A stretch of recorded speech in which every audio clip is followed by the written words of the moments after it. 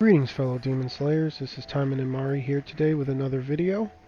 For today's video I do want to just go ahead and give you guys a quick guide of how to do the event, like what I think is the most efficient way to go about it. And then from there we're going to just go ahead and take a look at the list of current supporters in the game, and I'll tell you which ones I think are worth looking out for. So, you know, while you're doing gacha, you'll be like, okay, I know I got something worthwhile or good, since some people may not know yet what's a staple. So with that being said, we're going to go ahead and get right into it. We're going to head over to our quest tab, and we're going to look at the event. Okay, now we're going to go over to the story. So looking at this event, as you can see here, I have cleared up through hard mode section 4, but for the purpose of this guide, I will say that I think normal section 5 is the most efficient farm for you as far as doing this event. The reason being, you see here, normal mode is actually going to run you 12 AP per run, whereas if we go back over to hard mode, it's going to run you 18 AP per run. Now granted, on hard mode you do get more tickets, but that additional 6 AP, it's just the amount of tickets that you get extra isn't worth paying the additional 6 AP. You're still going to get a good amount from normal. Plus, it's less of a hassle. I do understand some people may not be able to clear hard mode yet. So, normal 5 is definitely more worth it. Like if you see here, we'll assume that I'm at max AP for a second and I have all 55. I would only be able to get 3 runs on hard mode, which isn't super great. But if we go over to the normal mode tab, from normal, I would be able to get 4 runs if I were to be at max AP at the moment, because it would only cost me 48. And the beauty of that is that would leave me with 7 AP hanging. Now, looking at this, I'm going to go ahead and start as I'm going to run the mission to bring up this screen. You see here we have our AP potions. Now, this is an event, so I'm not saying spend every single AP potion you own. Definitely try to be conservative. But for example, yesterday I spent about 9 of them, and now I think I'm in a good place where if I don't spend another one, I will still get the event done before the 26th. So the reason this is good is, say I were to do a run for 4 and spend 48. That would leave me with 7 if I was at max AP. Now if I go and pop this potion, that would give me back my maximum AP flat. So since my maximum is 55, it would be 55 plus the 7 hanging, leaving me at 62. Now that's worthwhile because if you come over here, it costs 60 to do 5 runs. So I would essentially be doing 4 runs, popping the potion to go over my cap and hit 62, because a potion doesn't stop at cap, it just adds back your maximum to whatever you have left. And then I would be able to do an additional 5 runs with this 60 that I would get from popping the potion. So if you are willing to use potions, it is a good way to get runs back to back. Like in this example, I'm able to get 9 runs in the space of literally a couple minutes just from using the potion. So do consider them, if you have them, as a nice way to speed up your progress in the event and get your hands on that ultra rare quicker, because as I said, it does end the 26th, I believe. So we only have a couple of weeks to get the event done and finish duping the ultra rare. I know, like, for heavy spenders, just using the potions like crazy is an option, but for someone who is a free-to-play to light spender, like, yes, I do say use your potions here, but also don't go crazy. Like, you know your price. Like, if you want to spend the total of 5 potions for the event, then do that. And then maybe if you need potions later to push to get it done, then do that. But don't run yourself out of potions like day 1 or 2 in a rush to get the event. Kind of see where you are later in the event, so you're not just wasting a resource, because they are a little bit harder to come by. Like, I think we get 2 from our weekly quest, but besides that, in the battle pass, you're not really having potions handed out to you. So do use them, but also be conservative with all of your resources, as always. With that being said, we are going to head over to the event gacha. So you see here it's going to be 10 for a 1 pull, and then if we had 100, that would get us a 10 pull. So I'm not sure if anyone has noticed this as well, but the rewards are spaced out through boxes. So you see here in box 1 you would get Onigumo, box 2 would be a rare ticket, box 3 Onigumo, and then if you just look, it alternates, so on and so forth, up through box 9, and then box 10. So what you want to be doing here is you want to be finishing the ultra rare. You don't want to be dawdling around in the boxes because you're going to be getting hit with a rare gotcha ticket every other box. So you're going to have to force this rare gotcha ticket to drop to get to your next Onigumo dupe. So I know some people would probably be tempted to say they're still on box 1 and they get Onigumo, but then they see the gems. They may be tempted to burn stamina and try to get every single gem in every single box. Because, you know, every 3 boxes would be a pull, because that's 45 gems every 3 boxes. But I would not do that, especially if you are light spender or free to play. Definitely just drop the Onigumo and then move on. You don't want to be wasting stamina getting gems, and then we get to the 25th of October and you are, say, on box 7 trying to get your last gem drop, and you still need to get to box 9 to finish the event. You don't want to be in that situation. In an optimal world, you want to get the box done early so you have the ultra rare duped out.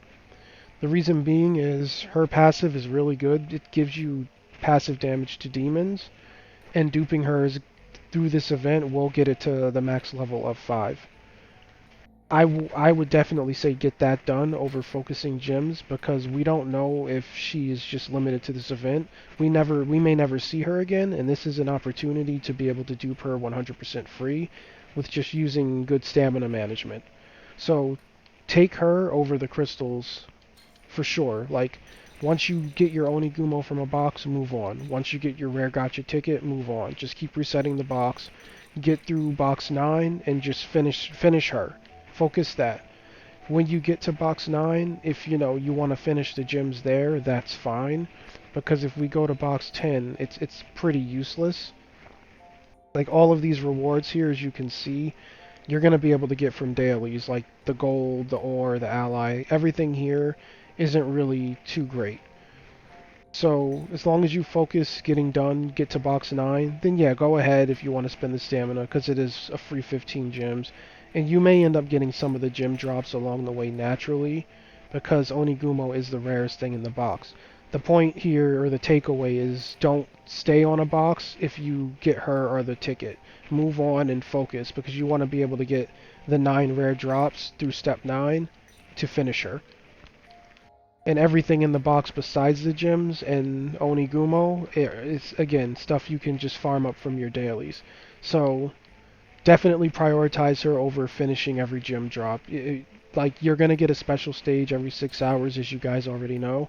So going out of your way and breaking your back, wasting stamina just for 3 gems, when there's a method to get them for no stamina in the game, is just isn't good resource management.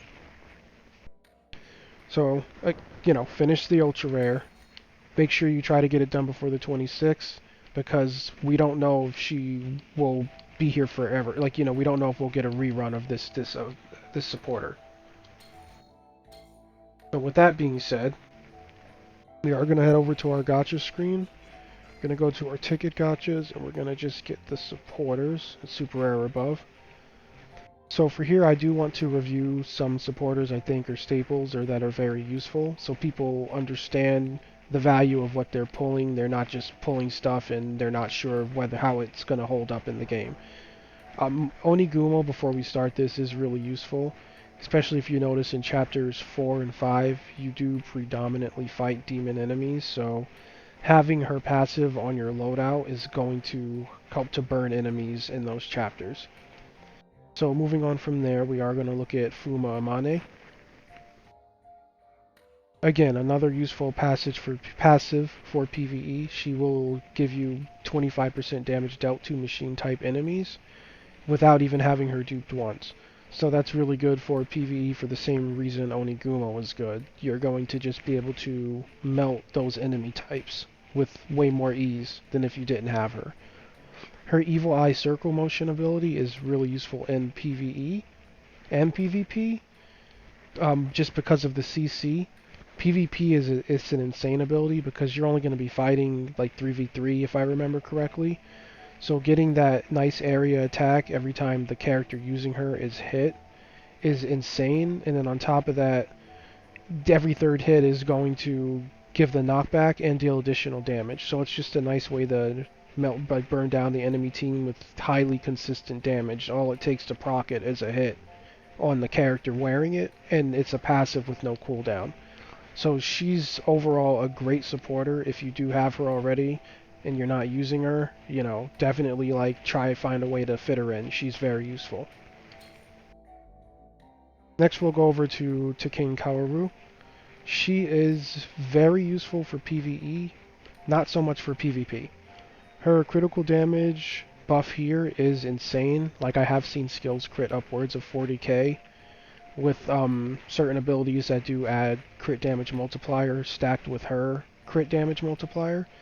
It's very good.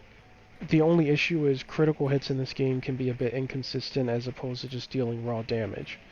But even with that being said, looking at her Evil Chain ability, that is a great ability for PvE as it stuns all enemies. It even stops some bosses, and at maximum level, when you do awaken her twice, her damage dealt, I believe it's over 800%. I don't remember the exact number, as I've only seen maxed out one once.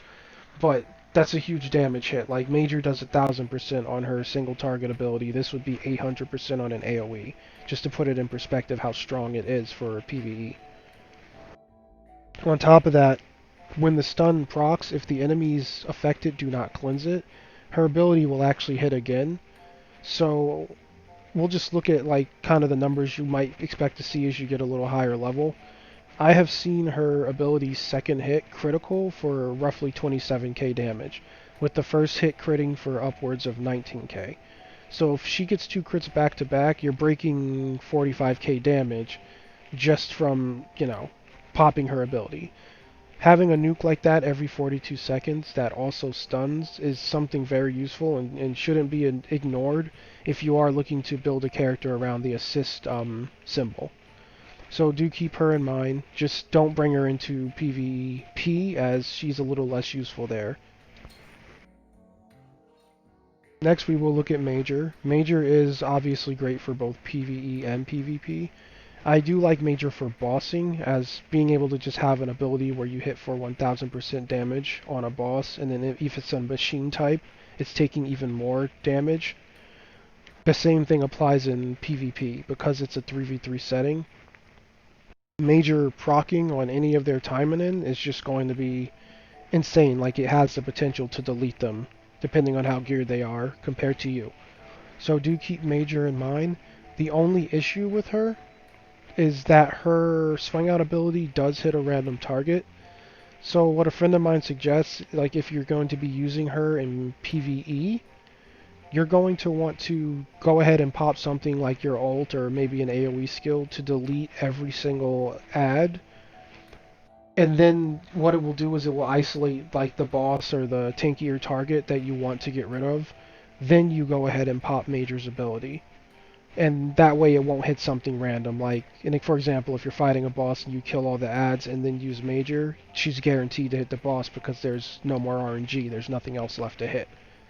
So be sure to play this ability wisely if you do use her, as it is on a minute cooldown. That way you're not wasting it. If she is used correctly in PvE, you can find yourself being able to speedrun bosses a lot easier than someone who doesn't have her. And in PvP, having that 1000% single target hit is insanely useful. So definitely someone to look out for, definitely a staple, keep her in mind. The next supporter we're going to look at is Sonata Homura. This again is a great supporter for just buffing your all damage. The only drawback here is that you will take additional 10% damage from enemies while wearing her.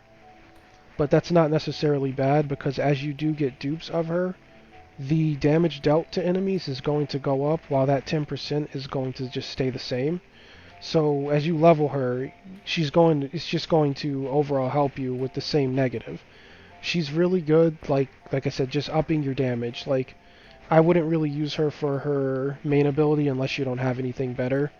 But having her as a side supporter to get that 15% all damage in all situations is a huge boon. And she definitely is like a staple if you're going to be doing a pure suppress build or mixed build, because the 15% damage isn't something to ignore. Next, we're going to look at Shido Rinka. Now, Rinka, I do like her. If you are going to be using a melee character, the critical chance is really nice since it is a flat percentage.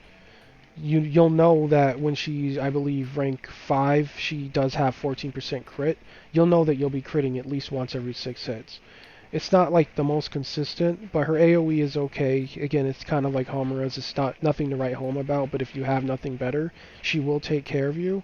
And then being able to just apply that crit rate to any attack that is melee is a nice way to make your burst, your sporadic burst, I should say, a little more consistent. And if you do get her, like, she's not a crazy staple, but she's also not a bad pull either. So do keep her in mind as someone you can use to, like, maybe be a filler slot while you're waiting for a more powerful supporter to drop. And even in running like a full suppress build, you could, if you're using a melee Taimanin, that is, you could go ahead and run like say a Rinka with a Homura, with like maybe something like Major as the main, with what we currently have in the game right now.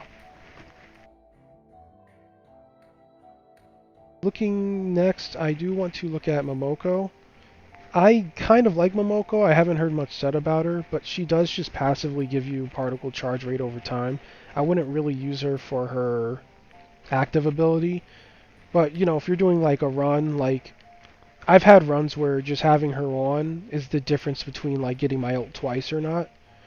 So do keep in mind, that this ability isn't something to sleep on. Like, your ultimate is a huge source of damage in this game.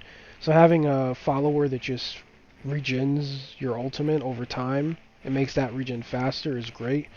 And as you level her up, the percentage just goes up. Like, I only have her duped once, and I think she's sitting at like a 30% recharge rate.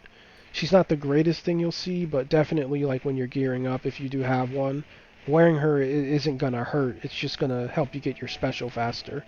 And it's way better than running something like, say, Sinjo Yuna, which just increases HP restored. So do keep that in mind, and she is really good right now if you're doing a pure assist build, because there aren't really many more options besides Saika, whose passive unfortunately makes melee damage against snared enemies become more. I'm not sure if Yukikaze can snare, as I don't have her, but I know Asagi can't, and Sakura can. So it kind of becomes a bit conditional unless you make Saika your active, because then she'll be able to snare enemies for you. But, just throwing her in a team isn't super useful, because if you can't proc snare, you're not really getting anything from her passive. But like I said, in the current setting of the game, we don't have too many options to go on. If you are running a pure assist build and you just need to fill out the slots, like, I would probably run Saika over Yuna if you're running Sakura. If you're running anyone else and you want to go for full assist build, then maybe, run the Yuna, but there is a better option in the new Ultra Rare that just released, which we will be covering after we're done getting through this tab. Next, I want to look at Faust. So Faust kind of does what Rinka does, except for range attacks. So if you're running Yukikaze, that extra critical hit from a distance is very useful. And the defense reduction of all machine type enemies is great. It would be a lot better if it was all enemy types. But when you're fighting machines, having this supporter as your main will help to speed up the process a lot more, and machines can be a bit tanky. But again, like, there are better options, like, unless you're going to be doing a pure suppress build on Yukikaze. What you would do instead of using the Rinka is you would use a Faust supporter mixed with, say, a Homura for the passive damage buff and crit rate, and then you would still run Major as the main for the active, because why lower the defense of all machine types when you could just tag a machine boss with Major's active and deal the additional damage? The next one I want to look at is Haruka. Haruka is really useful in PvP. She's also good in PvE if you make her the main supporter because of her Dark's Fill. Normally her passive, if she's not your main, will just reduce damage from human enemies, but she is pretty much tailor-made for PvP because a Taimanin, they do count as human enemies. So in a PvP setting, she's going to be reducing the damage that you take, and if she is the main, which it would come down to choosing between her or Fuma, she will be dealing 30% more at base. So keep that in mind, that 30% damage buff is nothing to scoff at. You could either run her or Fuma as your main, and then even then, if you want to make Fuma the main, you could always take and run Haruka as a side supporter just for the fact that she's going to reduce the damage from rival Taimanin. That could be the difference between, you dying before them and netting you the win. So do keep that in mind. She is really worthwhile even for being a super rare.